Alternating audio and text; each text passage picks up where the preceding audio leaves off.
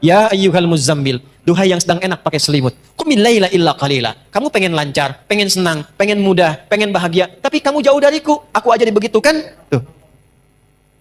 Nisfahu awi qusminhu qalila. Enggak usah panjang-panjang. Ini manhaj nanti. Begini cara menunaikannya. Sedikit aja, walau 2 rakaat, walau witirnya 1 rakaat. Tunaikan dengan ikhlas. Bacakan surat Al-Ikhlas kalau terasa panjang. Kita lihat, yang paling menarik tuh begini. Lihat poinnya, lihat poinnya. Ini yang paling menarik. Allahu Akbar.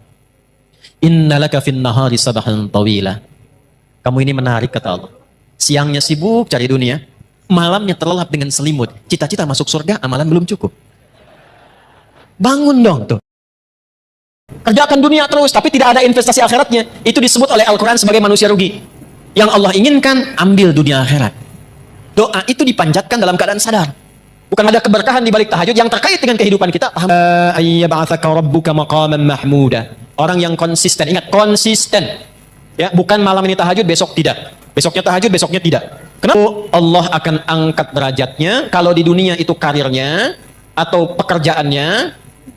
Kalau di akhirat itu tingkatan surganya. Maqaman mahmuda, di tempat terbaik yang orang pun semua memahami dia memang layak. Tunaikan tahajud, minta sama Allah dalam sujud. Wasabbihu lailan tawila. Sujud tasbih, minta yang panjang supaya kurikulum yang disusun ini dimudahkan oleh Allah dengan 4 sifat ini.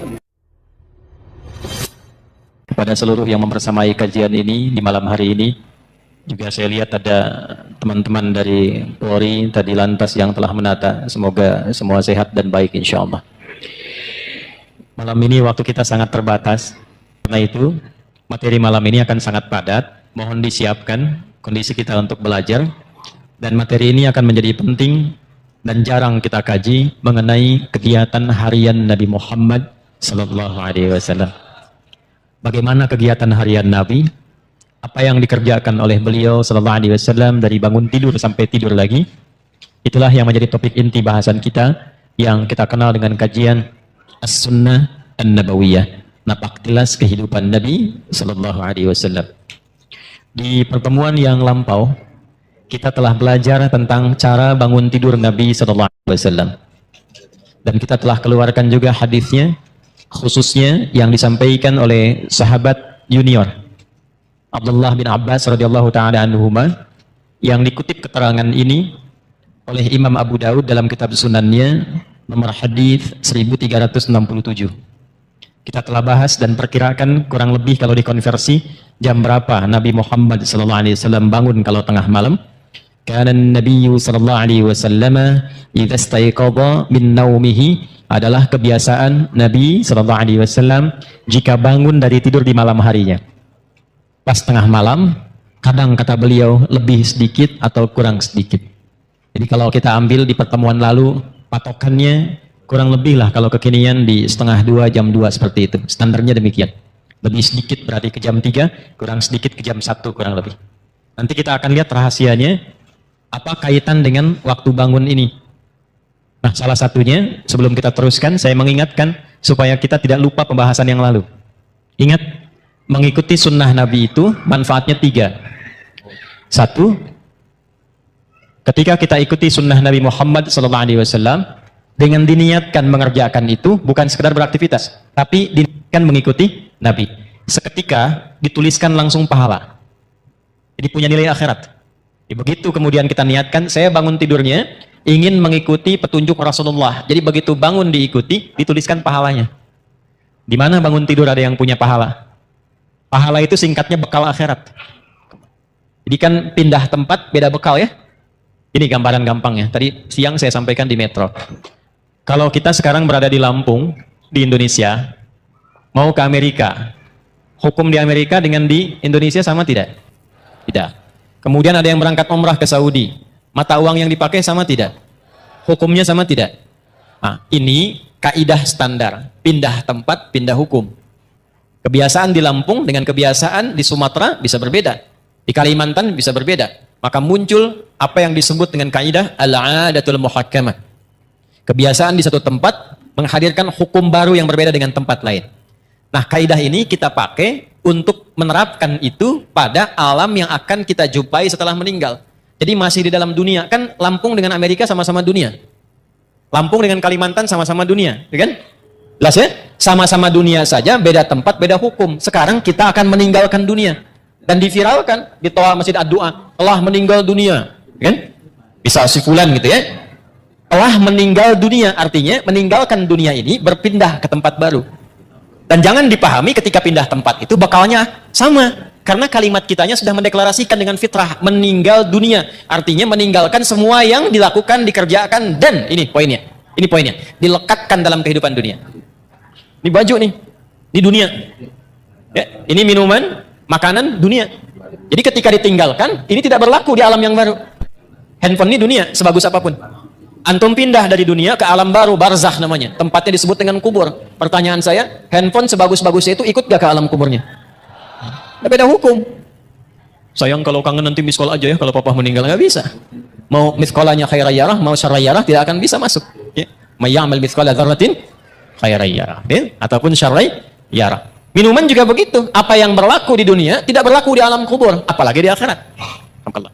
Maka balik bertanya, apa bekal saat kita nanti berpulang kepada Allah saat meninggalkan dunia ini? Maka diberi rumus. Ya, diberi rumus. Apa rumusnya? Pekerjaan kita yang dikerjakan di dunia itu disebut amal namanya. Semua amal itu saat dikerjakan akan punya nilai akhirat, dipandang baik oleh Allah. Bila perbuatan itu dipandang baik oleh Allah, maka seketika dia punya nilai akhirat. Sesuatu yang dipandang baik oleh Allah singkatnya disebut saleh. Maka pekerjaan kita, amal kita, jika saat dilakukan bersamaan dengan itu punya nilai akhiratnya, pastikan semua amal itu punya sifat saleh. Amal bertemu saleh disebut dengan amal saleh. Nah, amal saleh itu maksudnya saat dikerjakan, dunianya dapat perbuatan itu, hasilnya ada, akhiratnya pun dituliskan. Itu yang dimaksudkan. Kalau orang cuma melakukan amal tanpa saleh, rugi dia. Allah kasih 24 jam nih dalam sehari. Kerjakan dunia terus, tapi tidak ada investasi akhiratnya. Itu disebut oleh Al-Quran sebagai manusia rugi. Bahkan turun satu surah 103. Ya, manusia yang beraktivitas namanya disebut insan. Manusia yang berdasarkan kecenderungan nafsunya disebut dengan bashar. Manusia dengan karakter lembutnya disebut dengan ins. Manusia dengan sifat sosialnya disebut nas. Manusia berdasarkan keturunannya disebut dengan Bani Adam. Ketika Allah menyebutkan manusia, nama terkait aktivitasnya disebut kalimat insan. Wal asr. Aku bersumpah demi waktu yang aku berikan pada manusia supaya diisi dengan perbuatan. 24 jam. Cuma sayang, innal insana lafi sungguh manusia yang beraktivitas menata waktu itu, mengisi waktu itu, tidak semuanya mendapatkan keuntungan. Tidak semua mampu mengolah waktu menjadi baik. Dan ada orang-orang yang ketika beraktivitas Allah pandang lafi khusr, rugi dia. Ya, rugi. Kenapa? Karena dia tidak menyiapkan bukan dunianya, bukan. Di sini bukan bicara dunia. Bukan bicara dunia. Jadi kalaupun Anda sukses, terukur urusan dunianya. Jam 7 saya kerjakan ini, jam 8 melakukan ini, jam 9 rapat di sini, jam 12 mendapatkan hasil ini, jam 3, jam 4, jam 5, sampai tidur di malam hari. Tapi dunia, ayat ini tetap mengatakan Anda rugi. Karena ketika Anda meninggalkan dunia itu, ternyata tidak punya apa-apa untuk dibawa. Maka Allah memberikan pilihan. Ya, kalau saya tanya begini, Anda pilih dunia atau akhirat? Yang akhirat angkat tangan. Dah turun. Yang dunia? Ya, baik. Gak apa-apa, kan pilihan ya. Menang tidak dapat hadiah, kalah pun tidak dosa ya. Ternyata Anda banyaknya ngangkat pilih akhirat. Ternyata ketetapan Allah tidak begitu. Yang Allah inginkan, ambil dunia akhirat. Ya kan doanya begitu kan? Wa minhum may yaqulu rabbana atina fid dunya wa fil akhirati. Jadi nggak mungkin dapat akhirat kalau tidak melalui dunia. Jalan akhirat itu dunia. Nggak bisa, tanpa dunia dapat akhirat tuh nggak bisa. Bagaimana caranya sholat supaya benar? Tertutup aurat. Ini dunia untuk menutup itu. Ini dunia nih, tembok segalanya, dunia. Jadi untuk mendapatkan akhirat butuh apa?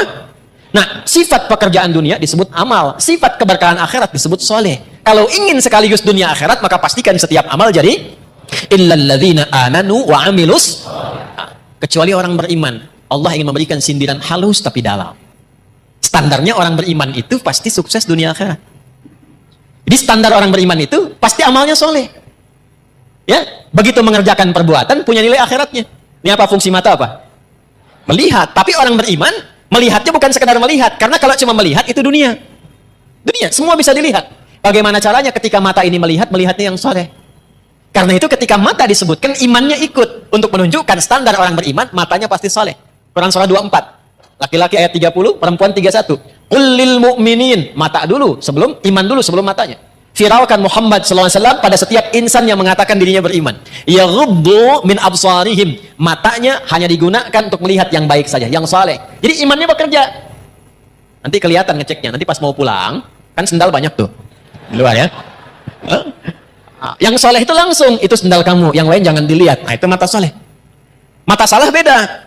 Ya, yang bagus yang itu tuh, cepet. Ya. Itu poin, dari mata turun ke lisan dulu, langsung ke hati aja. Ke lisan.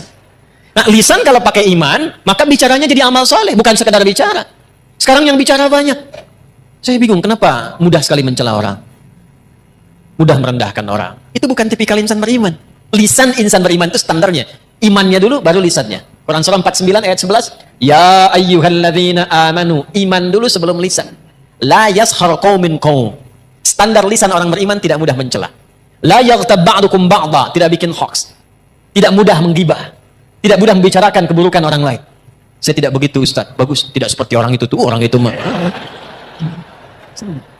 Nah, itu lisan beriman. Itu standar, teman-teman, standar. Jadi kalau ada kehilangan itu sekarang, mengaku beriman mudah menjatuhkan orang dengan lisan, mudah mencela, berarti ada masalah dalam imannya. Di bawah standar itu. Ya, sebentar. Ya, betul. Tuh kan, bayi juga protes tuh.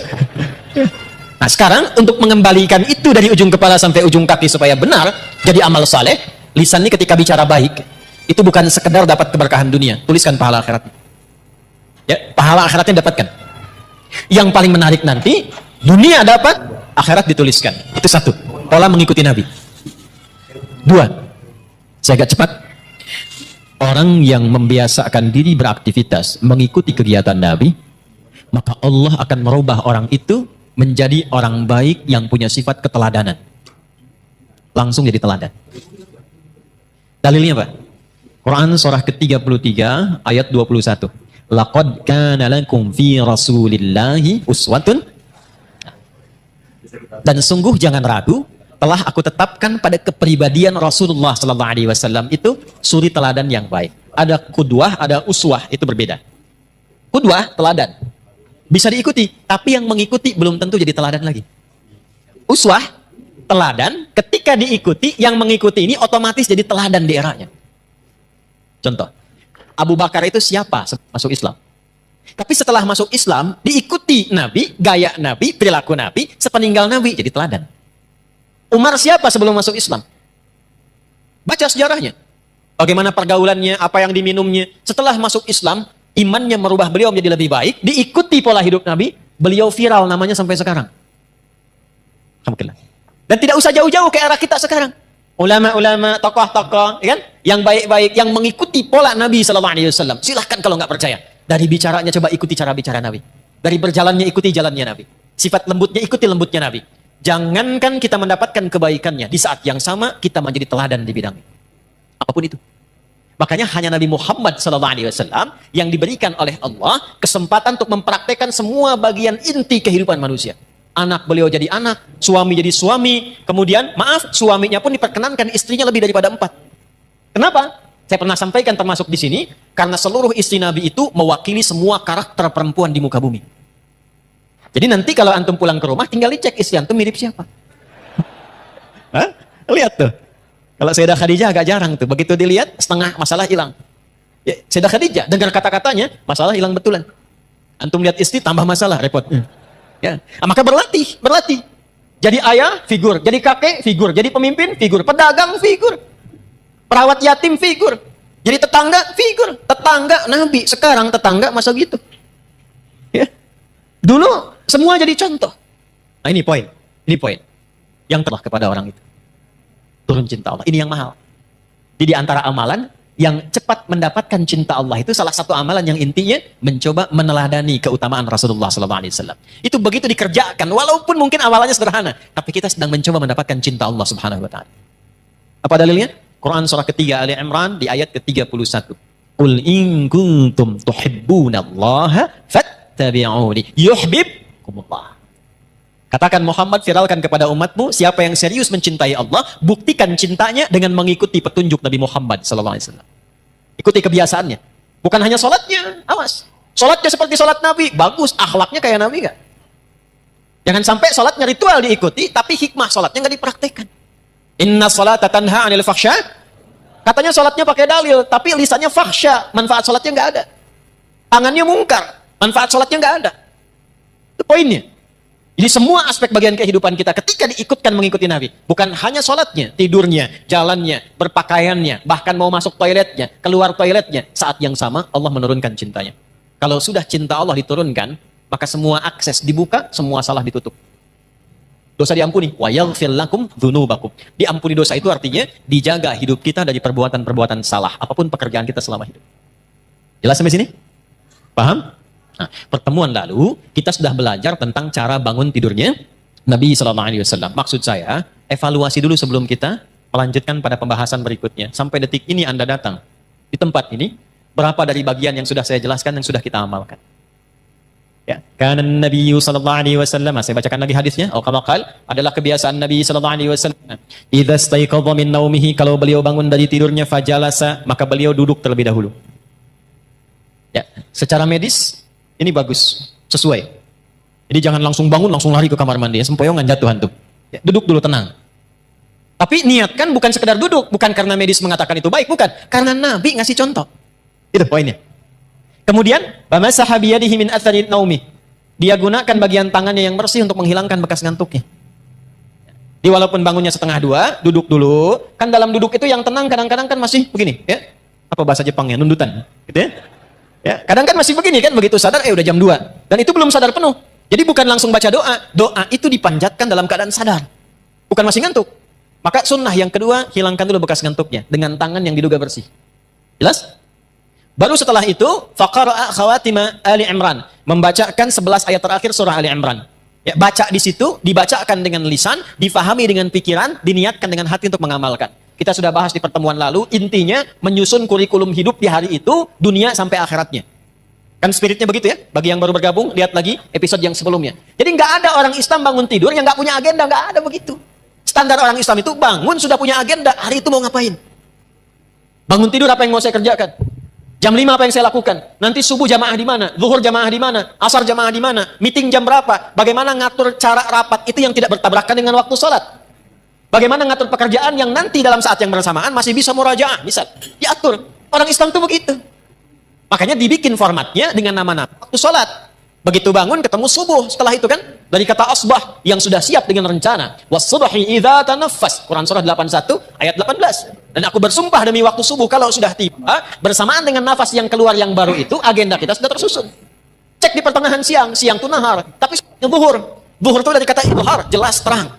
Sudah jelas belum hasilnya? Jadi ibadah enggak? Atau cuma dunia saja? Evaluasi lagi. Kalau masih ada yang sulit, datang ke masjid, sholat, minta kemudahan. Kalau cuma dunia, tobat, datang ke masjid, dapatkan cinta Allah. Maka muncullah kemudian asar. Ingatkan, jangan sampai rugi. Karena sebentar lagi juga, kalau bukan meninggalkan dunia duluan, dunia meninggalkan kita. Maka diperlihatkan maghrib. Lihat ke alam tuh. Alam saja tidak selamanya terang. Pasti akan gelap. Lalu ujungnya adalah isya. Dari kata asya, pencarian ma'isya, sibuk. Kalau turun ke kasrah, isya, sesibuk-sibuknya, pasti akan selesai juga. Jadi kalau dengar adzan isya, Allahu Akbar, itu rasanya beda dengan maghrib. Lain dengan subuh. Kalau dengarnya pakai iman, itu lain. Kalau nggak pakai iman, beda rasanya. Adzan. Baru duhur dasar lagi. Tapi kalau pakai iman lain. Allahu Akbar, isya. Adi, sesibuk-sibuknya kamu pasti akan pulang. Apa yang sudah kamu siapkan untuk pulang? Pasti terpejam matamu setelah ini. Apa persiapan? Itu dalam sekali maknanya. Maghrib, asar beda. Kalau kita ngajinya dengan pemahaman. Tapi kalau ngajinya tidak dengan argumen hanya sentimen saja. Kadang kita hanya memenuhi, kadang hanya memenuhi sebagian. Allahu Akbar, kecilin tuh toanya. Udah kecil Pak, cuman mic-nya aja yang kenceng. Paham ya? Nah itu poinnya. Nah jadi, apa yang kita bahas di pertemuan lalu, seharusnya sampai sekarang, diwujudkan oleh kita. Tidak ada kita bangun dari tidur kecuali kita punya program yang terukur. Sampai pulang. Innaka la tukhliful mi'ad. Sampai fastajab, sampai istiqomah di ayat ke-200-nya. Turunkan. Kan pernah saya sampaikan. Kalau mau bikin kurikulum, turunkan dulu surganya. Maksud surga itu ayat-ayat surga yang berbicara tentang tujuan kita. Nih contoh, surga kan ada 8 tingkatannya. Dari 8 itu, antum mau masuk dari yang mana? Dulu sahabat begitu. Nanti baru jadi profesi. Contoh begini nih. Yang pengen masuk surga Firdaus misalnya angkat tangan. Angkat aja nggak apa-apa, yang namanya berharap kan. Dah, bagus. Ngangkatnya begini aja, nggak usah begini, nggak usah. Gini. Dah. Awas, jangan bawa-bawa politik ke sini. Kita lagi ngaji, ya. Keluar. Nggak boleh. Gini. Dah. Yang pengen masuk surga Aden siapa? Baik. Pertanyaan saya bukan itu. Tahu nggak kurikulumnya apa? Pengen masuk surga Firdaus, amalannya apa? Sifatnya apa? Nah, caranya begini. Sahabat tuh diajarin Nabi begini. Kamu pengen ke Firdaus, turunkanlah karakteristik surga Firdaus, amalannya apa? Nanti turunkan ke bumi, profesi apapun, jangan tinggalkan amalan itu. Contoh, ada orang yang disifati oleh Allah di surah Al-Mu'minun, surah 23. Ayat 9 sampai 11-nya itu, dengan para penghuni surga Firdaus yang sedang berpetualang di bumi. Ada ciri-cirinya. Ulaika humul warithun, alladzina yarithuna al-firdausa hum fiha khalidun. Tahukah kalian, mereka itu ada orang-orang yang calon penghuni surga Firdaus yang sedang berpetualang di bumi dan mereka akan kekal saat pulang tinggal di surga Firdaus. Siapa mereka itu? Urutkan dari ayat 1 sampai ke ayat tadi. Qad aflahal mu'minun alladzina hum fi salatihim khashi'un. Urutkan walladzina hum 'anil laghwi mu'ridun walladzina hum lizakati.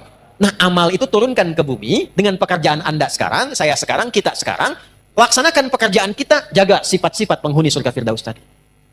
Itu caranya. Nah, itu kurikulum dihadirkan, diingatkan setiap bangun dari tidur. Sunnahnya baca itu. Itu maksudnya. Jadi bukan sekedar dibaca. Karena agama ini bukan cuma bacaan, tapi pemahaman dan amalan. Al-iman wal amal, al-qira'ah wat tilawah. Qira'ah itu baca, tilawah itu paham. Orang yang baca, qori. Ya, makanya ketika qori baca, cuman baca. Untuk memahamkan, di samping ada yang terjemahan. Ya? Yang terjemahan itu namanya siapa? Sari tilawah. Karena yang pertama kali menerjemahkan Busari, Sari tilawah. Kalau Pak Sabil, Sabil tilawah. Kan ya? Nah, Arabnya itu tilawah saja, tidak pakai sari. Tilawah maksudnya baca, pahami, amalkan. Cuma mungkin di kita yang pertama kali menerjemahkan namanya Busari, maka disebut Sari tilawah. Itu maksudnya. Dah, sekarang sudah selesai. Urutannya begini. Urutannya sudah bangun, sadar, siap kurikulum, baru berdoa. Alhamdulillahilladzi ahyana ba'dama amatana wa ilaihin. Perhatikan korelasi kurikulum tadi dengan doa yang kita bacakan. Dikhawatirkan baca itu bagus, tapi nggak tahu artinya. Padahal itu komitmen. Terima kasih ya Allah, yang telah memberikan saya kesempatan untuk menjalani hidup hari ini. Mungkin saja engkau wafatkan aku dalam tidur bila sesuai ajal. Terima kasih engkau berikan aku kesempatan lagi beraktivitas. Perhatikan. Wa ilaihin nusyur. Dan aku berjanji untuk cari bekal lebih baik di hari ini sebagai persiapan kembali kepadamu. Balik ditanya, persiapannya apa? Ayat tadilah yang kita keluarkan sebagai kurikulum. Supaya minta persetujuan dari Allah agar dimudahkan, dilancarkan. Kalau kerja karirnya naik, kalau mengawali dibimbing supaya tidak berbuat maksiat, tak perlu nyogok, menyingkirkan, menyungkurkan orang lain, tak perlu berbuat dan merendahkan orang lain. Kemudian kalau punya masalah diselesaikan, kalau diganggu ditolong oleh Allah. Maka sejak bangun itu dicontohkan oleh Nabi. Kalau sudah punya rencana, sudah berdoa, kerjakan amalan ini. Apakah amalan itu? Kita teruskan hadisnya. Halo? Tsumma dhahaba ila shinnin mu'allaqah. Kemudian Nabi memberikan contoh, pergi ke tempat tertutup, fatawadda, lalu berwudu. Wudu sudah pernah saya contohkan di fikih salat dulu ya. Tidak perlu diulang lagi di sini, sehingga nanti teman-teman yang baru bergabung lihat episode sebelumnya. Ada tambahan, yang suami istri sudah bergaul, kemudian mandi terlebih dahulu. Dan saya sudah bikin video khusus tentang mandi janabah. Ya, bahkan saya praktekkan masih pakai baju tuh bersih dengan air itu ya. Silakan dicek, itu sudah saya tunjukkan. Sekarang amalan apa setelah wudhu itu? Yang saat kita mengamalkannya, dibawalah kurikulum tadi, dimintakan kepada Allah kemudahan dan segalanya. Yang hebat, saat itu dikerjakan, langsung Allah jamin 4 hal yang tidak diberikan kepada orang, bahkan muslim, bahkan orang beriman, mengerjakan sholat 5 kali dalam sehari, menunaikan zakat, mengerjakan umrah, melakukan haji, rajin puasa, tapi tidak mengerjakan amalan ini, tidak mendapatkan 4 keutamaan ini. 4 keutamaan itulah didapatkan di Quran dulu, dalilnya pakai Quran dulu. Quran surah ke-17 Al-Isra di ayat 79 sampai dengan ayat 80-nya. Saya bacakan cepat. Wa minal laili fatahajjad bih nafilatan laka. 1. Asa an yab'atsaka rabbuka maqaman mahmuda. 2. Wa qur rabbi adkhilni mudkhala sidq. 3. Wa akhrijni mukhraja sidq. 4. Waj'alni min ladunka sultanan nasira. Lihat kaitannya dengan kurikulum tadi. Saya agak cepat menguraikannya begini ya. Sebentar. Waktu kita terbatas, tolong fokus dengan baik ya. Belakang kelihatan ini?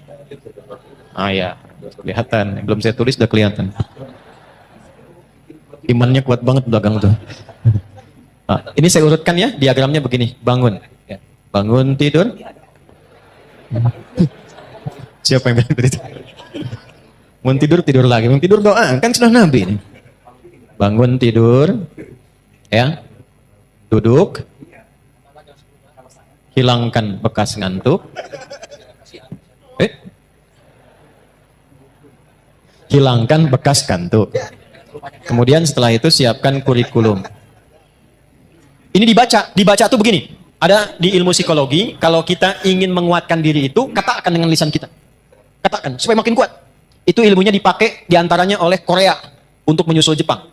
Di Korea itu anak-anak kecil dulu yang dari TK-TK itu, kalau mau masuk sekolah atau bikin sesuatu, dia katakan harus lebih dari Jepang, harus lebih dari Jepang.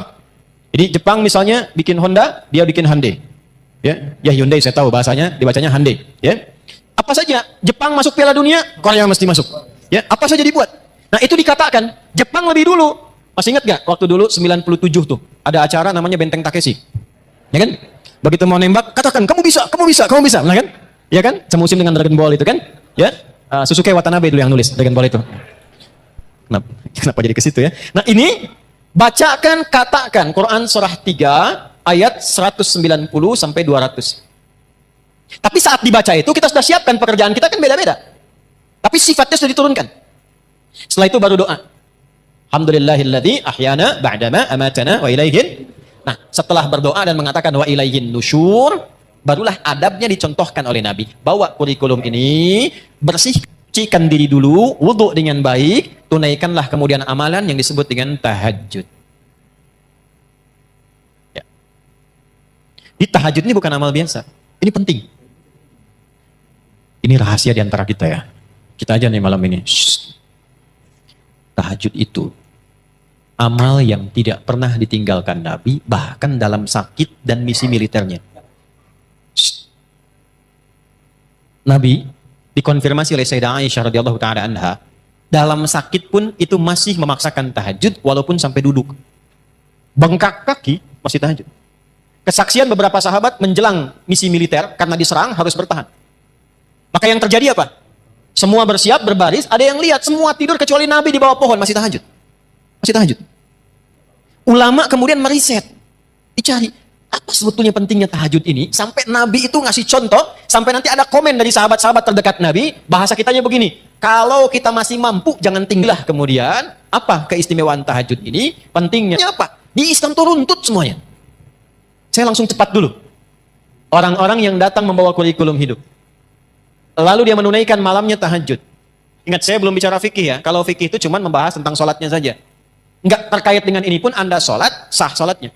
Tapi kalau kita menginginkan hikmah, ada keberkahan di balik tahajud yang terkait dengan kehidupan kita, pahami ininya dulu. Kalau ngajinya nggak begini, nggak masuk. Jelas ya? 1. Asa ayyab'atsaka rabbuka maqaman mahmuda. Orang yang konsisten, ingat konsisten. Ya, bukan malam ini tahajud, besok tidak. Besoknya tahajud, besoknya tidak. Kenapa kamu begitu? Saya melihat ada puasa Daud, mungkin ada tahajud Daud juga gitu kan? Itu tidak demikian. Dia jaga tiap malam, maka 1, Allah akan angkat derajatnya. Kalau di dunia itu karirnya atau pekerjaannya, kalau di akhirat itu tingkatan surganya. Maqaman mahmuda, di tempat terbaik yang orang pun semua memahami dia memang layak. Contoh, karir. Ada orang pengen dapat jabatan nyogok? Ada yang menyuap? Ada nggak orang sudah dapat jabatan tapi orang lain nyoal? Dia nggak layak di situ, ada? Amalan ini membimbing pelakunya, apapun pekerjaannya, diangkat oleh Allah ke tempat tertinggi dan orang semua paham, pantas memang dia ada di situ. 1. Jelas?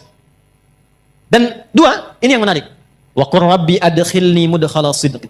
Perintah dari Allah, katakan, Rabbi adkhilni mudkhala sidqin. Ya Allah, bimbing hamba mengawali aktivitas ini dalam bimbinganmu dengan cara yang terbaik. Orang yang rajin tahajud, pekerjaannya dibimbing Allah. Insya Allah. Ya. Ada orang skripsi dibimbing dosen pintar banget. Rumah tangga dibimbing. Seakan-akan nggak punya masalah. Begitu ada masalah, di tiap masalah. Bukan nggak punya masalah. Kadang-kadang masalahnya banyak, sama. Antum jangan kira seorang kiai, ustadz kayak saya nggak punya masalah. Banyak masalah. Apa nggak banyak tuh? Ya. Kalau kita tidak mendekat kepada Allah, tidak bangun komunikasi, tidak tersambung, nggak mudah. Nggak mudah. Jadi kiai itu nggak mudah. Nggak bisa pensiun. Ya. Nggak boleh menyembunyikan ilmu. Ngajar nggak boleh cari dunia. Nggak boleh saya mikirin amplop. Doa-doa besar nih, kalau tebal itu sahih. Kalau tipis, dhaif. Tipis tapi banyak, sahih li ghairihi. Nggak boleh bicara tarif, nggak boleh minta-minta. Begitu ikhlas kalau mengajar. Jangan menyembunyikan. Yang paling repot tuh begini, kalau disampaikan, ente ngamalkan. Jadi kalau saya misalnya sekarang pandai nasihati, tidak mengamalkan, itu dicela oleh Allah. Afala ta'qilun? Otak kamu di mana, kata Allah. Dan nggak bisa pensiun. Itu kalau nggak bangun komunikasi, tersambung dengan Allah dengan cara yang baik, tidak mudah. Yang keempat, waj'alli min ladunka sultanan asyara. Dilindungi oleh Allah. Allah langsung yang lindungi. Bisnis, jangan dikira teman-teman itu berjalan begitu saja. Ada persaingan. Kadang-kadang Anda yang pasang tender begitu dapat, orang lain yang ngambil. Ada begitu? Ada. Al-Baqarah 155 isyaratnya. Ada yang tiba-tiba dijegal, ada yang tiba-tiba begini begitu. Ini dekati amalannya. Jadi begitu kita menunaikan tahajud, bukan persoalan detilkan sekarang, bukan. Kurikulum kita apa nih kegiatannya? Antum pekerjaan apa? Di kebun? Di sawah? Bertani? Berkantor? Jualan? Dagang? Ini kan kurikulumnya. Susun sampai akhirat, tunaikan tahajud, minta sama Allah dalam sujud. Karena itu di Al-Insan ayat ke-26 dikonfirmasi di ujungnya, wasabbihu lailan tawila. Sujud, tasbih, minta yang panjang supaya kurikulum yang disusun ini dimudahkan oleh Allah dengan 4 sifat ini. Kalau belum sanggup bangun, ya Allah, itu disindir lagi di Quran surah 73 itu. Ya ayyuhal muzammil, duhai yang sedang enak pakai selimut. Qumil laila illa qalila. Kamu pengen lancar, pengen senang, pengen mudah, pengen bahagia, tapi kamu jauh dariku. Aku aja dibegitukan. Tuh. Nisfahu awi qusminhu qalila. Enggak usah panjang-panjang. Ini manhaj nanti. Begini cara menunaikannya. Sedikit aja, walau 2 rakaat, walau witirnya 1 rakaat. Tunaikan dengan ikhlas. Bacakan surat Al-Ikhlas kalau terasa panjang. Kita lihat, yang paling menarik tuh begini, lihat poinnya. Ini yang paling menarik. Allahu Akbar. Innalaka fin nahari sabahan tawila. Kamu ini menarik, kata Allah. Siangnya sibuk cari dunia, malamnya terlelap dengan selimut. Cita-cita masuk surga, amalan belum cukup. Bangun dong tuh, bangun. Jadi kalau ditanya apa manfaat tahajud dan apa hubungannya dengan doa saat bangun tidur, ini korelasinya. Seakan-akan mengatakan begini, maukah engkau berikrar menjadikan aku, bersaksi aku sebagai Tuhan, nanti yang saat engkau hidup, aku akan perhatikan kau. Aku akan berikan kebutuhanmu. Aku akan sembuhkan kalau sakit. Aku akan penuhi apa yang kau minta. Akulah Rabb. Dengan sifat rububiyahnya. Kata Nabi, da'autallaha bi asma'il a'zam. Idza du'iya bihi azaba, wa idza su'ila biha a'ta. Engkau baru saja bermohon kepada Allah dengan menyebutkan nama-namanya yang paling dahsyat. Yang kalau engkau berdoa dengan mengawali nama-nama itu, maka semua doa akan dikabulkan, semua permintaan akan diberikan.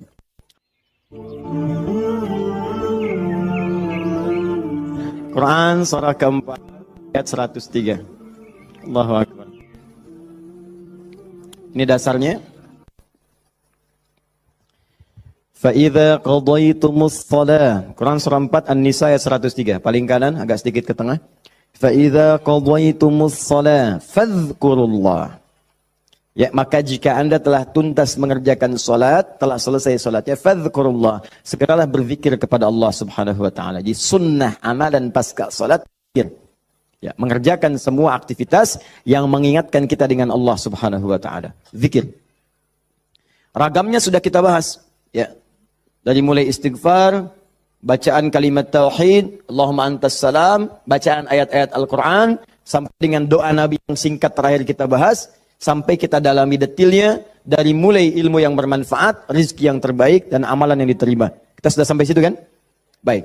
Sekarang kita lanjutkan, supaya tidak banyak mengulang, kita lanjutkan pada hal yang paling pokok, ketika Nabi bermohon kepada Allah menunjukkan satu contoh, ingat, contoh.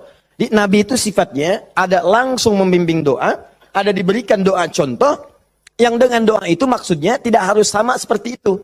Kalau kebutuhannya beda, boleh minta yang lain. Tapi akan lebih bagus baca dulu standar doanya, baru tambahkan minta kepada lain-lainnya. Misal, kita turunkan misalnya. Kalau Anda punya kebutuhan pasca salat, ingin berdoa, boleh. Apa dalilnya? Di Ibnu Majah itu, nomor hadis 925. Nabi berikan doa standar. Allahumma inni as'aluka ilman nafi'a wa rizqan thayyiba wa amalan mutaqabbala. Minta ilmu, awas, yang bermanfaat. Minta rizki yang berkah dan mohon diterima amalannya. Ilmu bermanfaat, rizki berkah, diterima amalan. Tiba-tiba Anda punya permintaan spesifik misalnya. Ustaz, Saya seorang ibu, sekarang sedang mengandung. Pengen kandungannya itu Ustaz diberkahi oleh Allah. Pengen lahirannya lancar. Pengen normal, pengen baik. Apa doanya? Apakah boleh berdoa setelah itu? Boleh. Karena tadi doa yang disampaikan itu standar dari Nabi yang pokok. Yang memberikan contoh. Maksudnya silahkan berdoa. Apa saja minta. Kalau nggak kepikiran doa, minta doa dengan yang standar ini. Itu maksudnya. Dia tidak harus terbatas dengan doa itu, tapi jadikan sebagai patokan doa, setelah itu minta yang lain-lainnya. Paham? Baik. Nah sekarang saya ingin ajarkan, ada isyarat dalam Al-Quran, bagaimana supaya doa kita mau minta apapun selama baik, menurut Allah itu akan cepat dikabulkan. Seperti apa mintanya? Yuk, saya turunkan dulu satu, kita pelajari dasarnya dulu ya. Quran surah ke-7. Ayat 23, dasarnya dulu. Nanti baru masuk kepada doanya. 2 Quran surah ke-28, misal ayat ke-16. 3 kita ambil misalnya Quran surah puncaknya langsung, 39, ayat 53. Lalu masuk kepada doa-doanya misal.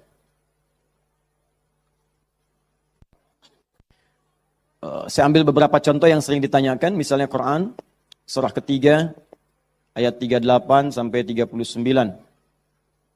Ditafsir dengan Quran surah ke-19. Dari ayat ketiga misalnya sampai ayat ke-15 ya. Ya. Ada lagi misalnya kita turunkan doa orang sakit misalnya. Quran surah ke-26 ayat 80. Bisa jadi penyakitnya lebih parah, kita turunkan Quran surah 21 ayat 83 sampai 84. Oh, doa paling favorit misalnya Quran, apa yang paling favorit? Masya Allah, sapu jagat, luar biasa ya. Anda tanya orang Arab, nggak ada yang tahu. Ya, cuma orang Indonesia. Atarif sapu jagat? Sapu jagat. Orang Indonesia luar biasa. Ada doa sapu jagat, doa sapu nggak ada jagatnya, doa jagat nggak ada sapunya. Quran surah 2 ayat 201, paling kanan sebelah bawah. Saya contohkan ini dulu ya, yang lainnya banyak. Saya contohkan dulu sedikit supaya agak batas untuk kita bisa berdialog. Begini, kita mulai. Mohon izin, saya itu minta contoh gelas dengan air, karena memang biasanya ada itu, bukan. Karena ingin mencontohkan tentang bab doa ini. Ya, ingin mencontohkan tentang bab doa. Perhatikan sini, fokus baik-baik. Lihat sini. Saya tidak akan minum sekarang. Lihat sini, fokus. Ini gelas, ada airnya. Warnanya apa? Bening, ya, warnanya bening. Nah, sekarang lihat, ada penutupnya? Halus atau keras? Baik, udah jangan main tebak-tebakan, kita coba dulu ya. Kalau tidak tahu katakan Allah Adam. Lihat sini, ini spidol. Fokus. Perhatikan sini. Saya ingin masukkan ke dalam gelas. Masuk tidak? Kenapa? Ada penutupnya, tuh, cukup agak lumayan. Ada lagi kalau ditutupnya seperti ini. Karena ini nggak ada penutup, kadang-kadang apa yang ada, itu yang digunakan. Tisu misalnya. Lebih halus daripada yang tadi. Perhatikan baik-baik. Ini kalau dimasukkan, bisa masuk. Ya, bisa, sudah. Kemudian, lihat baik-baik, ada yang lebih keras lagi. Daripada yang pertama. Ini yang pertama, ini yang kedua. Misal, saya ambil yang lebih ekstrim, seperti ini. Tutup begini. Fokus. Ini mau dimasukkan sampai kapanpun, sampai kiamat kurang 2 hari. Susah. Sulit luar biasa. Perhatikan baik-baik. Fokus, fokus, fokus. Ada orang ingin bermohon kepada Allah Subhanahu wa Ta'ala. Kalau tidak ada sekatnya, tidak ada penutupnya, baik yang pertama, yang kedua, apalagi yang ketiga, maka semua yang diminta mudah untuk masuk. Minta spidol, masuk. Minta logam, masuk. Minta emas, masuk. Semua masuk. Tapi seringkali terjadi ada orang memohon, rasanya sulit kemudian untuk terkabul. Minta ini susah. Minta ini lambat. Minta ini sulit. Dan ini melanggar kaidah yang umum. Kaidah umumnya mengatakan setiap berdoa akan dikabulkan. Sepanjang itu baik bagi dirinya. Dan itu memang baik, tapi kenapa tidak masuk gitu. Misal kaidah standarnya di Al-Quran surah kedua Al-Baqarah ayat 186. Paling kiri sebelah bawah. Wa idza sa'alaka 'ibadi 'anni fa inni qarib ujibu da'watad da'i idza da'an falyastajibu li falyu'minu bi la'allahum yarshudun. Kata Allah, Muhammad sallallahu alaihi wasallam, sampaikan kepada umatmu, jika kalian nanti ingin mencari Allah, kamu ditanya, ada yang ingin mencariku, mencari Allah, katakan padanya, enggak usah dicari, saya dekat. Itu memberi harapan. Saya sering sampaikan makna kalimat ini. Anda tanya panitia, mana ustadznya? Dijawab, ustadznya belum ada berita. Dengan yang kedua, jangan khawatir Pak, sudah dekat. Mana yang paling menenangkan? Sudah dekat. Sudah dekat. Nah, ketika ada yang bertanya padamu, Muhammad, saya ingin mendekat kepada Allah.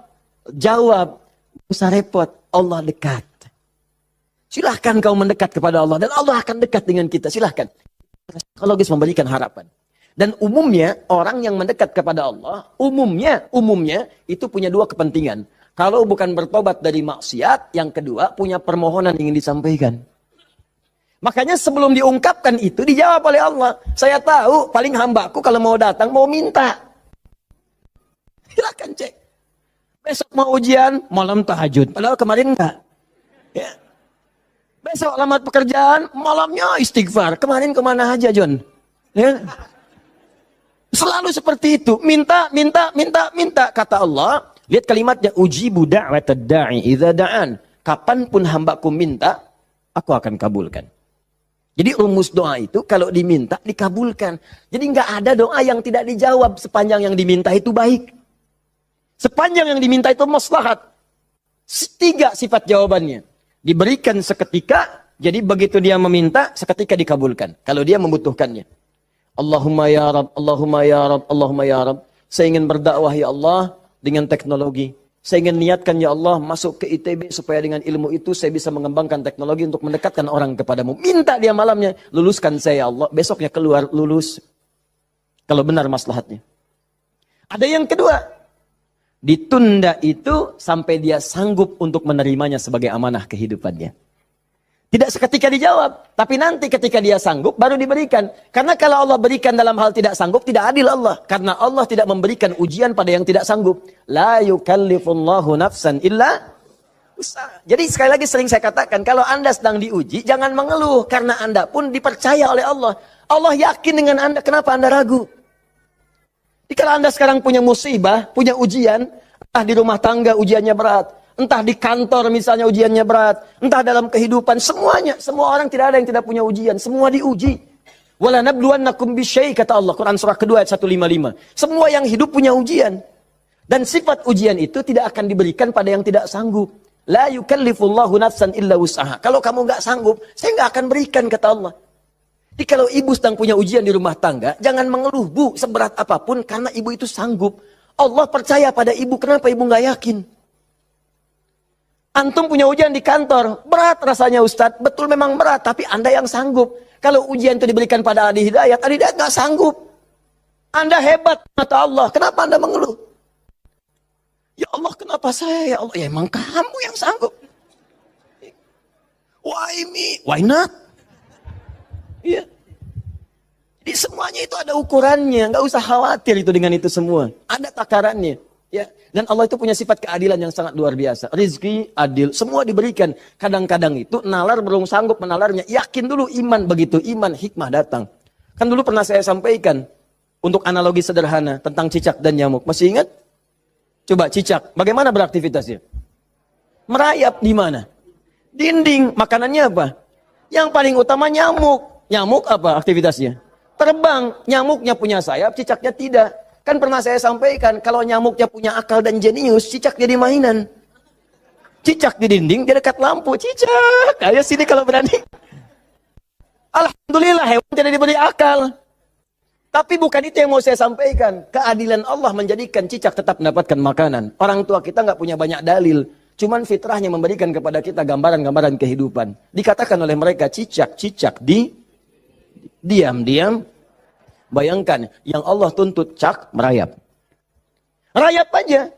Mau diam-diam, mau biasa. Dicontohkan, diam-diam aja merayap. Diam-diam merayap. Teruskan, datang seekor nyamuk. Ketika cicak merayap, datang seekor nyamuk. Bukan cicak yang mendatangi nyamuk, nyamuk yang mendatangi cicak. Siapa yang memberikan dorongan nyamuk datang ke cicak? Allah. Jadi kalau dia mengerjakan ikhtiar dari Allah, maka datanglah hasilnya. Cicak, kamu merayap aja. Begitu merayap, datang seekor nyamuk. Selanjutnya, silahkan. Ya. Tangkap, selesai. Itu poin yang pertama. Jadi saya ingin berikan gambaran dalam kehidupan ada unsur keadilan yang diberikan oleh Allah Subhanahu wa taala. Jadi yang pertama tadi langsung diberikan, yang kedua ditunda dia saat sanggup menerimanya. Kalau nggak sanggup, nggak akan dikasih. Anda punya anak 5 tahun, ya, pengen minta hadiah pada Anda. Bobo, motor. Pengen minta motor. Anak 5 tahun pengen minta motor betan, dibelikan nggak? Ya, Anda memang mampu. Tapi pada saat itu nanti nak ya. Bapak belikan motor yang hebat. Sekarang motor yang ini dulu, motor-motoran. Setelah itu dia siap 2 tahun, 3 tahun, 4 tahun, 10 tahun ke depan diberikanlah motor itu. Apa karena Anda tak mampu memberi? Tidak, karena dia belum siap. Anda minta sekarang, tiba-tiba 10 tahun kemudian Anda dapatkan. Cuman saat dapat, Anda nggak sadar kalau itu tuh hasil doa Anda yang dulu. Itu. Kadang-kadang demikian. Anda pengen jadi dokter. Ujungnya kan dokter, masuknya pengen ke UI. Tiba-tiba keterimanya di Undip misalnya. Tapi kan jadi dokter juga. Anda pengen proyek yang besar. Dikerjakan sekarang. Nggak dapat. Doa belum terkabulkan. Tiba-tiba 10 tahun kemudian. Dapat proyek yang besar. Yang nilainya ternyata diakumulasikan 10 tahun ke belakang. Itu doa Anda. Kalau pengen bukti lebih dalam. Betapa banyak orang tua yang berdoa sejak anaknya masih dalam kandungan. Pengen ini, pengen itu. Dikabulkan setelah anaknya 20 tahun dia keluar dari kandungannya. Itu kan hasilnya. Makanya ketika anak sukses, kata Al-Quran surah ke-46 ayat ke-15, ada isyarat di sana. Kalau Anda sukses, jangan menilai dulu kesuksesan itu adalah hak Anda, kewajiban Anda, atau atas jasa Anda. Barangkali Anda cuma 30%, 70%-nya ibu yang dulu pernah menangis di keheningan malam. Ya Allah, jadikan anak saya seorang insinyur, ya Allah. Ya Allah, jadikan anak saya, ya Allah, orang yang saleh. Ya Allah, jadikan anak saya si fulan. Bapak Anda yang dulu cuma makan singkong, datangnya ke sawah, kemudian kerjakan segala rupa, ya Allah. Jadikan anak saya lebih hebat dibandingkan saya. Puluhan tahun yang lalu mereka bermohon kepada Allah, doanya terkabul ke puluhan tahun kemudian. Makanya ketika Anda berhasil, kata Al-Quran, jangan dulu merasa bangga, karena boleh jadi jasa terbesarnya jasa orang tua dulu. Makanya Ismail, perhatikan baik-baik. Ismail yang mendapatkan air zam-zamnya. Lihat. Bergerak kakinya, gerak, keluar. Tapi Anda jangan lupa, ketika Ismail kehausan, ibunya mencari air. Disimpan Ismail, dia bergerak tangan kakinya. Karena kalau anak itu sudah mulai haus baik, pasti tangan kaki itu bergerak. Tapi air nggak keluar. Kapan air keluar? Setelah Sayyidah Hajar bolak-balik. Safa Marwah, bermohon kepada Allah. Positif, berdoa, minta. Ketika kemudian bagian yang terakhir ketujuh itu berada kemudian di Marwah, tiba-tiba mendengar satu percikan air keluar. Kapan air keluar? Karena jejak kaki Ismail yang menendang kemudian ke arah pasir itu, malaikat mengepakkan sayapnya. Keluarlah. Kata ibunya, zam. Zam itu artinya kumpul jangan berhenti. Kumpul jangan berhenti. Kumpul jangan berhenti. Kalau kumpul saja mungkin berhenti, ijma. Tahadda. Ini zam. Kumpul jangan berhenti. Kumpul jangan berhenti. Sampai sekarang air itu selalu berkumpul, tidak pernah berhenti. Dikenallah dengan air zam-zam. Orang kebanyakan cuma minum zam-zamnya, tapi tidak pernah mendalami kisahnya. Di situ ada bakti orang tua, di situ ada sayang kepada ibu, di situ ada cinta kepada orang tua dan sangat luar biasa. Poin ketiga, kadang-kadang meminta sesuatu yang A diberikan B oleh Allah. Karena boleh jadi, maaf yang dimintakan itu tidak ada maslahat untuk kita. Dalilnya Quran surah kedua ayat 216, paling kiri sebelah atas. Kutiba alaikumul qitalu wa huwa kurhul lakum. Diwajibkan bagi kalian berjihad, berperang dalam konteks perang, medan perang. Tapi ada juga konteks umum dengan rumus tafsir al-ibratu bi umumil lafzi la bi khususis sababi. Kalau ada lafaz dalam Al-Qur'an jangan dikhususkan pada sebabnya, sepanjang konteksnya umum. Perang terbesar, perang melawan perasaan kita. Perang melawan hawa nafsu. Perang melawan negative thinking, kadang-kadang negatif kepada Allah. Kenapa saya ya Allah? Kenapa ini enggak berakhir ya Allah? Kata Allah, "Hei, asa an takrahu syai'an fa huwa khairul lakum." Boleh jadi kamu enggak suka, tapi ini yang terbaik buat kamu. Kamu kan enggak tahu kapan wafat. Bukankah kalau saya belum kabulkan kamu rajin tahajud? Kamu rajin puasa? Kamu rajin baca Al-Quran? Kamu kemana aja selama ini? Mau wafat masih sibuk dunia. Saya pengen yang terbaik untukmu sampai pulang ke akhirat. Dipaksa untuk mendapatkan itu. Kadang-kadang kamu pengen yang ini dunia, ini nggak bagus. Kamu pengen direktur, kamu maksiat banyak nanti di sana. Cukup level manager saja.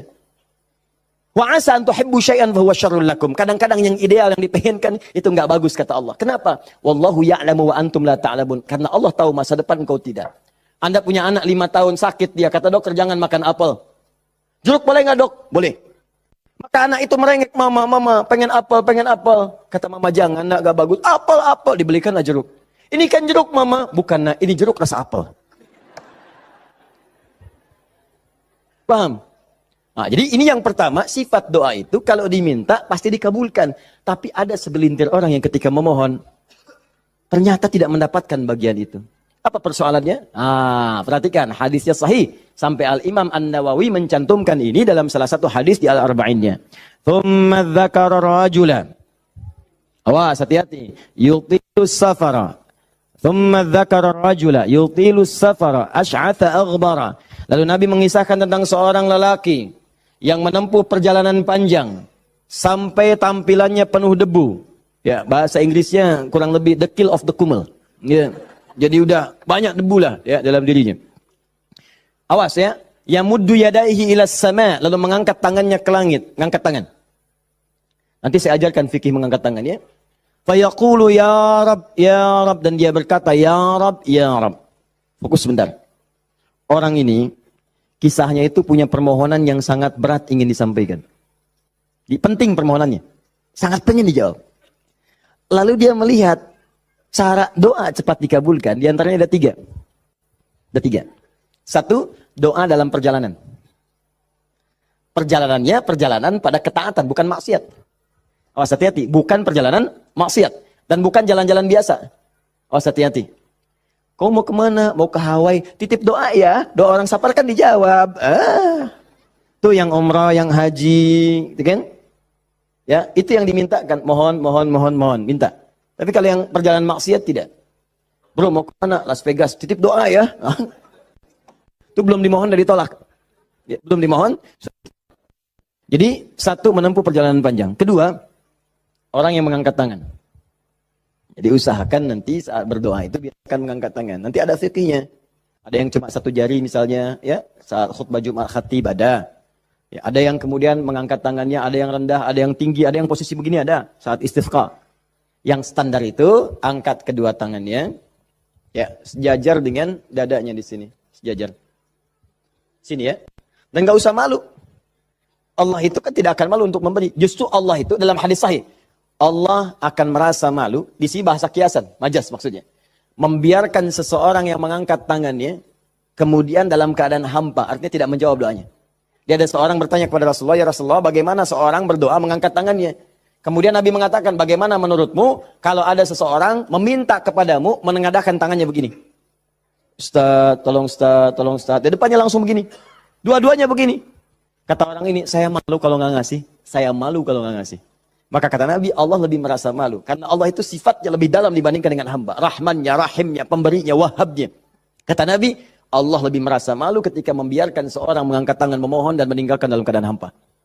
Ya, jadi Anda mengangkat, itu biasanya sejajar dengan dada di sini yang standar. Kalau saya biasanya mendekatkan seperti ini. Dan menggabungkan di antara jemari di garis-garis yang ada ini. Kan garis kita itu kan ada garis kan? Kanan kiri. Ya, biasanya kalau saya mendekatkan begitu, kemudian menyatukan dan meluruskan. Lalu bermohon kepada Allah. Ya, nanti ada lagi fikih yang lain, menghadap kiblat dalam keadaan berwudu ada. Tapi poinnya, mengangkat tangan. Ya, standarnya mengangkat sejajar dada. Boleh seperti ini renggang, boleh. Mau dirapatkan seperti tadi, boleh. Ya, saya memilih untuk yang merapatkan. Ya, silahkan, bebas. Yang penting, di sini ada dalil mengangkat tangan, boleh saat berdoa. Baik, 2. 3, memohon didahului dengan al-asma'ul husna. Memohon didahului dengan al-asma'ul husna. Masih ingat yang pertama tadi apa? Safar, perjalanan jauh. Kedua, mengangkat tangan. Ketiga, dibuka atau didahului dengan al-asma'ul husna. Ya, awas, fokus. Dalilnya apa? Langsung dari Al-Quran dan Sunnahnya. Di Al-Quran misalnya, Quran surah ke-17. Sudah? Dari ayat 110-nya. Ketika Allah sampaikan, Qulid Allah awid'ur rahman ayyamma tad'u falahul asma'ul husna. Ada? Paling kanan, agak sedikit ke tengah. Qulid Allah. Hei, kalau kamu punya kebutuhan, panggil Allah. Panggil Allah. Bukan panggil dukun, bukan panggil paranormal, bukan panggil yang macam-macam. Panggil Allah, minta, karena Allah sudah janji. Allah sudah berjanji dalam kandungan kita. Di Quran surah ke-7 ayat 172. Wa idh akhadha rabbuka min bani Adam min zuhurihim dzurriyyatahum wa ashhadahum ala anfusihim. Awas, alastu bi rabbikum? Qalu bala syahidna. Ketika Allah mengambil perjanjian pada setiap anak cucu Adam. Awas hati-hati, sejak dalam masa kandungan, ditafsir di Al-Arba'in, di hadis Nabi riwayat Abu Abdurrahman Abdullah bin Mas'ud radhiyallahu taala anhu. Awas, nomor 4 posisinya di Al-Arba'in, paling kiri sebelah atas. Disampaikan, inna ahadakum yujma'u fi batni ummi, kata Nabi, 40 yawman nutfah, thumma yakunu 'alaqah, thumma yakunu mithla dhalika mudhighah, thumma yursalu ilaihi al-malak. Awas, fayanfukhu fihi ar-ruh wa yaktubu bi arba'in, yu'maru bi katbi arba'in. Ya bi katbi rizqihi wa ajalihi as'idun huwa am syaqiyyun. Awas hati-hati, dalam usia 4 bulan ditiupkan nafasnya, awas masuk ruhnya, ditiupkan ruh, bernafas dia, ditetapkanlah 4 hal, terjadilah perjanjian pada saat itu. Perjanjian pertama, alastu bi rabbikum, apakah engkau berikrar mau menjadikan aku sebagai Rabb? Siap? Apa? Kenapa menyebut Rabb? Padahal Allah bisa mengatakan begini, alastu ilahakum, alastu rahmanakum, tapi Allah mengatakan alastu bi rabbikum, bukankah aku Rabbmu? Rabb tidak disebutkan kecuali mengandung sifat rububiyah. Rububiyah itu perawatan, pengawasan, perhatian. Sifatnya yang paling pendek disebut dengan murabbi. Karena itu guru orang tua disebut murabbi. Karena orang tua memperhatikan, orang tua merawat. Kalau tanpa batas, perawatannya cepat, perhatiannya dalam, hilangkan kalimat mimnya, muncullah kalimat Rabbnya. Maka Allah disebut dengan Rabbun. Kalau kita meminta, Allah lebih cepat pemberiannya dibandingkan dengan hamba. Dan tidak ada batas. Rabbun, Rabbun, Rabbun. Makanya setiap kita minta, disebutkanlah kalimat Rabb itu. Silakan cek, setiap permintaan ada kalimat Rabbnya. Rabbana atina fid dunya hasanah wa fil akhirati hasanah wa qina adzabannar. Rabbana zalamna anfusana rabbighfirli wa li walidayya la yukallifullahu nafsan illa laha ma wa 'alaiha mak. Rabbana la tu'akhidna in nasina aw akhtana. Jadi kenapa disebutkan kata Rabb itu memberikan isyarat, seakan-akan mengatakan begini, maukah engkau berikrar menjadikan aku, bersaksi aku sebagai Tuhan, nanti yang saat engkau hidup, aku akan perhatikan kau. Aku akan berikan kebutuhanmu. Aku akan sembuhkan kalau sakit. Aku akan penuhi apa yang engkau minta. Akulah Rabb. Dengan sifat rububiyahnya. Makanya setiap Anda minta, Rabb, Rabb, Rabb, Rabb, Rabb, Rabb. Jelas? Saya kembalikan. Ketika Anda memohon kepada Allah, dahulukan dengan al-asmaul husna. Qul Allah, panggil Allah, minta. Kalau ada masalah minta, ya Allah, maaf ya, bukan bikin status. Bukan bikin status. Diuji dengan musibah yang dibikin status. Aku tidak menduga akan seperti ini.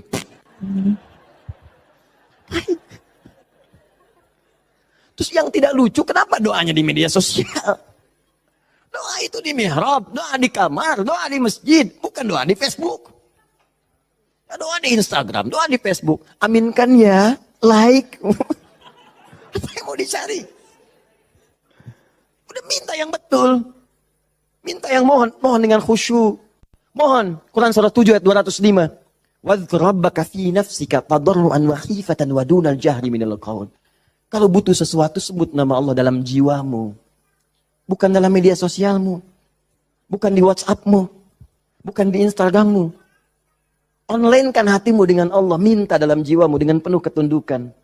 Dengan penuh kepasrahan. Dengan penuh harap. Mohon ya Allah. Ya Allah, ya Rabb. Minta. Sebut namanya bagaimana ya Allah. Atau yang kedua Ar-Rahman. Atau, nah ini rumusnya. Ayyamma tad'u. Atau kapanpun kamu ingin panggil, minta sama Allah. Falahul asma'ul husna. Carilah nama-nama terbaik yang Allah miliki sesuai dengan kebutuhanmu. Jadi Allah itu telah memberikan nama bagi dirinya sesuai kebutuhan kita. Panggil dengan nama itu. Misal ya, maaf. Anda terkait rezeki nih, mau bekerja, pengen rezeki yang berkah. Panggil namanya ya Allah, sambungkan dengan nama Asmaul Husnanya. Ya Allah, ya Razzaq. Teman-teman yang kuliah di kampus, di sekolah, besok mau ujian atau mau masuk sekolah belajar pertama, supaya diberikan ilmu yang dalam. Ya Allah, ya Alim. Allahumma faqihni fid din wa 'allimni ta'wil. Ya Allah, ya Alim, Rabbi zidni ilma warzuqni fahma. Ya Allah, ya Alim. Punya ujian berat, ya Allah, ya Sabr. Diganggu di pekerjaan, di aktivitas, ya Allah, ya Malik, ya Jabbar. Minta. Dan jangan semua harus disebutkan. Nanti yang tidak dibutuhkan jadi muncul. Ya Allah, ya Rahman, ya Rahim, ya Malik, ya Kudus. Memang boleh, nggak apa-apa. Kalau untuk ibadah, bacakan itu boleh. Tapi kalau untuk bermohon, saya sarankan cari yang sesuai kebutuhan. Kalau mau ibadah dengan menyebut nama saja boleh, silakan. Tujuannya apa? Zikrullah bidzikri asma'il husna. Zikir kepada Allah dengan menyebut al-asmaul husna boleh. Ya Allah, ya Rahman, ya Rahim, ya Malik, ya Kudus, sampai akhir. Saya dulu ujian pertama kali masuk Jurusan akidah begitu masuk pertama kali, soal ujian di akidah itu cuma 3. Tapi setiap akan menjawab 3 itu, selalu harus dituliskan Al-Asma'ul Husna dari awal sampai akhir, dengan hadisnya plus tafsirnya. Baru boleh jawab soal. Betul. Itu ujian saya dulu begitu. 3 soal Anda bayangkan. Setiap soal Al-Asma'ul Husna dulu. Tulis. Dengan dalilnya, hadisnya. Hadis itu dibagi 2. Hadis pokoknya, hadis klasifikasinya. Setelah itu tafsirnya, baru boleh jawab soal. Pertanyaannya mungkin gampang. Misalnya, berapakah rukun iman itu? Cuman sebelum dijawab, tulis dulu tadi itu. Ini spidol. Ini jari telunjuk saya. Habis ujian itu mirip nih, begini. Betul. Cuman saya nggak foto aja dulu itu. Ya. Saya pikir kenapa Ustadz saya begini ya. Akhir-akhir baru sadar saya. Allahu Akbar. Rupanya beliau ingin menanamkan kedekatan kita dengan Allah dimanapun berada. Sebab kalau kita mengingat, menuliskan terus, maka dia akan sampai apa yang kita tuliskan merasap ke dalam tangan kita. Minimal jadi saksi di hari kiamat. Ya. Di penanya, di hati kitanya, di bawahnya. Sehingga ingin merasakan taqarrub ilallah dalam setiap keadaan kita. Cari itu. Dapatkan, mintakan. Mohon. Nah, 3 syarat ini terpenuhi di orang tadi. Perhatikan, perjalanan jauh dia tempuh. Sampai tadi banyak debu. Angkat tangan, diangkat. Yamudu yadayhi ilas sama. 3, dia minta dengan Al-Asma'ul Husna. 3-tiganya lengkap. Seharusnya doa dia dikabulkan 3 kali lebih cepat dari orang biasa. Karena 3 hal tadi dipenuhi. Qurannya ada, hadisnya ada. Bahkan Sayyid Sabiq itu pernah menulis kitab Al-Aqaid Al-Islamiyah. Dalam bab Al-Asma'ul Husna disebutkan hadisnya populer. Hampir kalimat-kalimat tauhid di kitab-kitab hadis ada hadis ini. Seorang setelah menunaikan salat kemudian berdoa kepada Allah Subhanahu wa taala di samping Nabi sallallahu alaihi wasallam, dia berkata, "Allahumma ya Allahul Ahad. Ya Allahul Ahadus Samad, alladzi lam yalid wa lam yulad wa lam yakul lahu kufuwan ahad. Allahumma ighfirli." Dia sebelum mintanya Allahumma ighfirli, tapi sebelum minta didahului dengan Al-Asmaul Husna. Kata Nabi, "Atadri madza tad'u? Atadri madza da'ut?" Tahukah engkau bagaimana engkau baru saja berdoa? Allah wa Rasulullah alam, saya enggak tahu ya Rasulullah maksudnya apa. Kata Nabi, "Da'utallaha bi asma'il a'zam. Idza du'iya bihi ajaba wa idza su'ila biha a'ta." Engkau baru saja bermohon kepada Allah dengan menyebutkan nama-namanya yang paling dahsyat. Yang kalau engkau berdoa dengan mengawali nama-nama itu, maka semua doa akan dikabulkan, semua permintaan akan diberikan. Hadis selesai. Orang ini melakukan ketiganya. Tapi apa jawab Nabi? Allahu Akbar. Dia sudah menempuh perjalanan jauh, dia sudah mengangkat tangannya ke langit, dia menyebut ya Rab, ya Rab, ya Rab. Kata Nabi, "Anna yustajabu lidzalik." Bagaimana doamu bisa dijawab? Bahasa singkatnya, mustahil dijawab. Mintalah kamu begitu sampai kiamat kurang 2 hari. Gak akan dijawab. Dia ada orang sudah mengerjakan 3 amalan dahsyat, tapi doanya gak dijawab. Kenapa dia? Allahu Akbar. Famat'amu haramun. Karena yang biasa dia makan haram. Mashrabu haramun, minumannya haram. Malbasu haramun, pakaiannya haram. Wa ghudhiya biharamin, dan sumber kehidupannya haram. Maka jadilah yang haram itu seperti sekat seperti ini. Nutuplah cawan doanya. Semakin banyak kumpul, jadilah sekatnya makin kuat begini. Jadi bukan Allah nggak ngabulkan, mau dikabulkan susah, mental terus tuh, mental. Karena masih tertutup dengan yang haram. Maka dari itu, kalau Anda banyak berdoa, padahal doa itu maslahat untuk Anda. Secara umum seharusnya dikabulkan secara umum. Tapi tiba-tiba kok aneh gitu. Enggak lagi. Coba lihat, mungkin ada sekat dalam diri Anda. Mungkin ada maksiat, ada yang haram pernah dikerjakan. Buka dulu, buka cawannya. Keluarkan yang haramnya.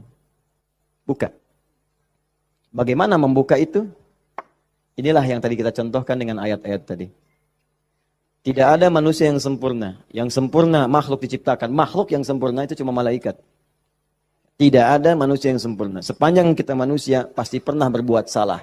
Tapi mungkin kesalahan itu menjadi penutup dari keinginan yang ingin kita mohonkan kepada Allah. Kenal Nabi Adam?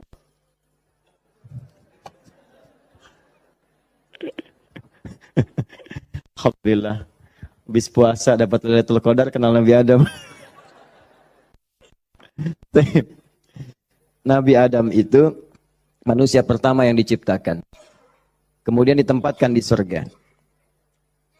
Surga miniatur, tugas pokoknya sebagai khalifah. Bukan surga yang akan kita tinggali nanti. Secara singkat, di surga itu diberikan dua sifatnya, baik sebagai nabi ataupun sebagai manusia. Untuk pelajaran bagi kita anak cucunya. Disebut Bani Adam, semua anak manusia yang lahir sampai dengan nanti kiamat menjelang, itu semua anak cucu Adam.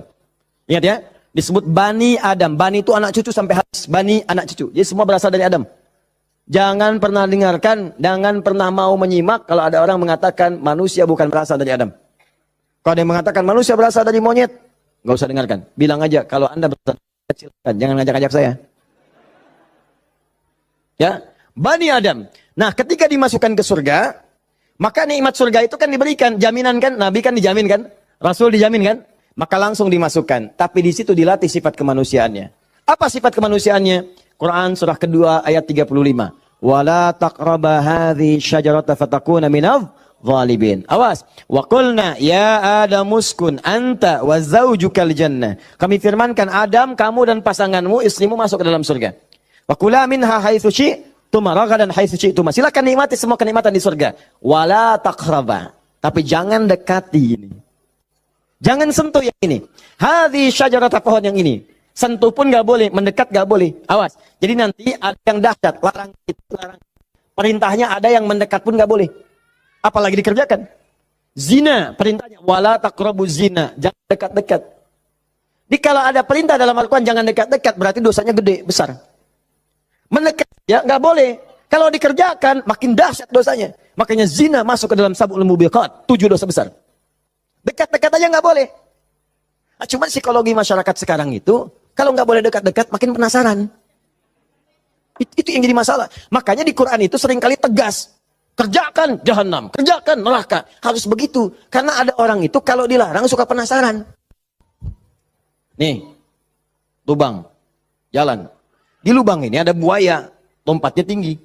Ada tulisan di sini, hati-hati, dilarang nengok. Lewat. Apa sih ini? Penasaran. Oh, gitu. Jadi kalau masih begini, kadang pengen dilihat, ganti kalimatnya, nengok, wafat.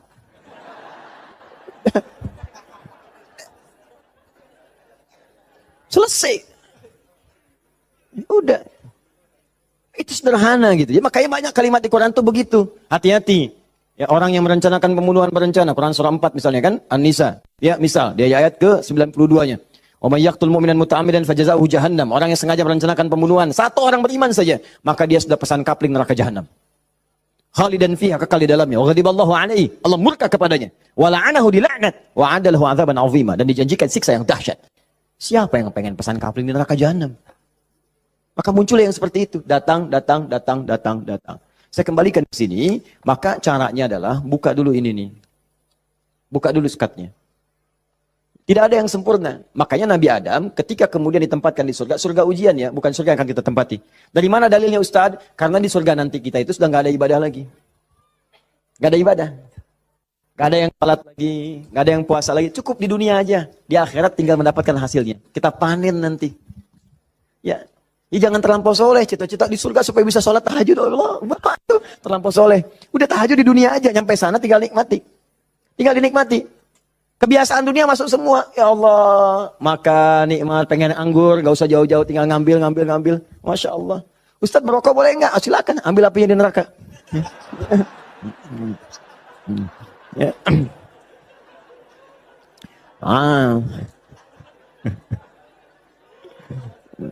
Dah. Jadi Allahu Akbar, Allah astagfirullah. Jadi teman-teman sekalian, ke situ kemudian turun ke bumi, jadi ujian. Digodalah oleh setan. Fawaswasalahum syaitan. Digoda oleh setan. Singkatnya ketika digoda itu, kemudian godaan itulah yang menjauhkan Nabi Adam dan pasangannya dengan Allah Subhanahu wa taala. Turunlah terpeleset turun ke bumi. Singkatnya jadi pelajaran itu. Perhatikan baik-baik. Ini yang mau saya sampaikan. Ketika Nabi Adam, padahal beliau Nabi, sifat Nabi itu maksum.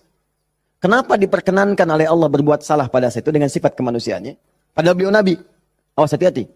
Ternyata bukan karena sifat kenabiannya, tapi sebagai contoh bagi anak cucunya yang bukan Nabi, yang tidak punya sifat maksum.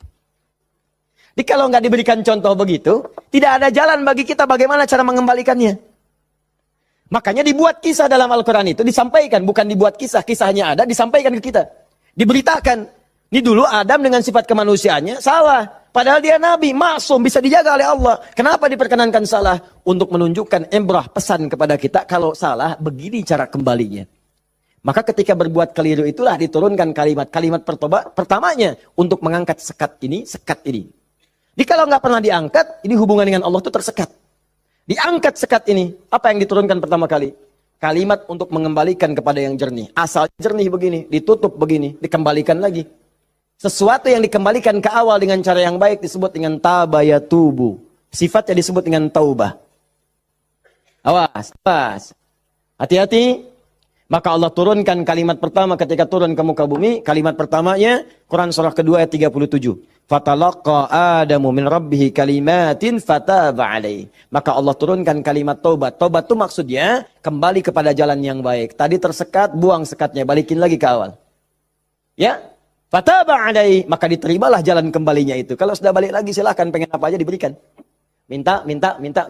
Maka apa kalimat tobat yang pertama kali itu? Disebutkanlah di Quran surah ke-7 tadi, ayat 23. Rabbana zalamna anfusana wa illam taghfir lana wa tarhamna lanakunanna minal khasirin. Itulah kalimat pertama untuk membuka sekat-sekat yang haram dan maksiat saat kita merasa ingin kembali ke jalan yang benar. Maka ulama sebagian menyimpulkan, kisah ini menunjukkan pesan bahwa tidak ada manusia yang sempurna. Kadang-kadang banyak yang berbuat maksiat. Kalau pernah salah, memang kita nggak sempurna. Tapi sifat kemanusiaan kita menunjukkan kita mesti tobat. Sebab ada makhluk sempurna yang nggak kenal salah, malaikat. Makhluk salah nggak kenal benar, jadi nggak kenal tobat, namanya setan. Ada makhluk tengah-tengah, kadang benar, kadang salah. Ketika salah dia kembali kepada yang benar, namanya manusia. Jadi bedanya manusia dengan malaikat, malaikat nggak pernah salah, manusia salah. Bedanya manusia dengan setan, setan salah nggak mau tobat, manusia salah pasti tobat. Jadi kalau ada manusia salah nggak mau tobat, patut ditanya, ini manusia atau sifatnya. Jadi kita mesti tanyakan, lihat di cermin. Kalau Anda pernah punya salah, pasang cermin yang besar, tanya, kamu ini manusia apa setan? Manusia. Setan. Manusia. Setan. Saya manusia. Saya mesti tobat. Kamu kalau nggak tobat sekarang, wafat kamu. Tuliskan. Nggak tobat, wafat. Tuliskan. Sujud Anda. Bangun malam. Minta. Nangis. Minta. Tobat. Kalimat itu. Makanya setelah kalimat itu dibacakan, baca. Muncullah kemudian ayat 26, 27-nya itu. Ya bani Adama. La yaftinannakumus syaitanu. Kama akhraja abawaikum minal jannah. Hei anak cucu Adam. Anak cucuku. Disebut anak cucu. Jadi kisah tadi itu buat kita yang bukan nabi, bukan rasul. Jangan sampai kamu digagalkan oleh setan, digoda setan. Seperti dulu bapak ibumu, kakek nenekmu, dipelesetkan begitu. Kamu jangan sampai terjadi seperti itu lagi. Kalau kejadian, begini cara pulangnya. Makanya kalau ingin berdoa, pertama kali sebelum meminta, lulus ujian kah, lancar rezeki kah, damai di rumah tangga, buka dulu sekatnya. Supaya apa yang kita minta mudah masuk semuanya. Jelas? Buka. Kalimat pertama standarnya, Rabbana zalamna anfusana wa illam taghfir wa tarhamna lanakunanna minal. Ini yang paling standar, dosa standar. Ya, dosa standar itu jangan dipahami harus dilakukan, tidak. Ya, kalau dikerjakan begini awal membuka sekatnya. Paham? Saya cepat. 2, agak naik level dosanya. Ini satu contoh dosa ini agak besar yang ini. Bahkan dosanya bisa lebih dahsyat kalau direncanakan, diniatkan. Misal, maaf. Saya pun mengagendakan nanti di tahun ini mudah-mudahan bisa Allah berikan kesempatannya. Saya pengen juga bisa safari ke pesantren-pesantren, ya, lembaga permasyarakatan, ya, Sukamiskin misalnya, kemana lagi, bisa lihat. Saya pengen sampaikan kepada mereka bahwa Anda nggak ada yang sempurna. Tidak ada yang sempurna. Semua orang pernah berbuat salah. Cuman kita bisa berubah. Dan banyak di masa lalu orang yang banyak salah. Ada pemabuk, pezina, pembunuh, dan mereka memilih tobat. Dan ternyata dijamin surga oleh Allah Subhanahu Wa Taala lewat lisan Nabi. Kenapa kita nggak bisa? Ini dosa yang pernah dilakukan dalam kasus pembunuhan. Kalau yang ini tidak sengaja, sifatnya tidak sengaja. Ini contoh, diperkenankan oleh Allah sebagai contoh. Kalau orang berbuat seperti itu, bagaimana cara baliknya? Kenal Nabi Musa? Kenal. Luar biasa Nabi Adam kenal, Nabi Musa kenal. Jangan-jangan Firaun juga kenal. Ya Allah. Saya tuh kalau Firaun suka ingat suka bumi itu hubud dunia. Suka bumi hubud dunia, suka hubun bumi dunia. Saya tanya di panggung, ada yang kenal Firaun? Kenal. Masya Allah. Di sini masih agak mendingan lah Nabi Adam, Nabi Musa. Sana Firaun. Nabi Musa paham semua kisahnya. Secara singkat kemudian sedang beliau berpetualang. Secara singkat ya. Jalan menemukan dua orang berselisih. Berselisih sampai mau berantem. Dipisah sama Nabi Musa. Dipisah. Udah dipisah sama beliau, pisah, jangan begini, ini gak bagus. Dipisahin singkatnya. Saat dipisahin itu, ini belum ada pengangkatan sebagai nabi. Ya. Saat dipisahkan itu, tiba kemudian, ternyata salah satu yang berselisih itu adalah dari kelompoknya, kampungnya lah, golongannya. Sama-sama tanah kusir misalnya gitu kan. Malah ngadu, Musa kamu gimana? Kamu kan teman saya, sekampung kita nih, ini merendahkan kita nih. Ayo keroyak bareng-bareng. Ini provokasi kata Musa, diluruskan oleh Musa. Diluruskan. Begitu diluruskan, masih ngotot, diberi pelajaran, tampar oleh Musa. Nabi Musa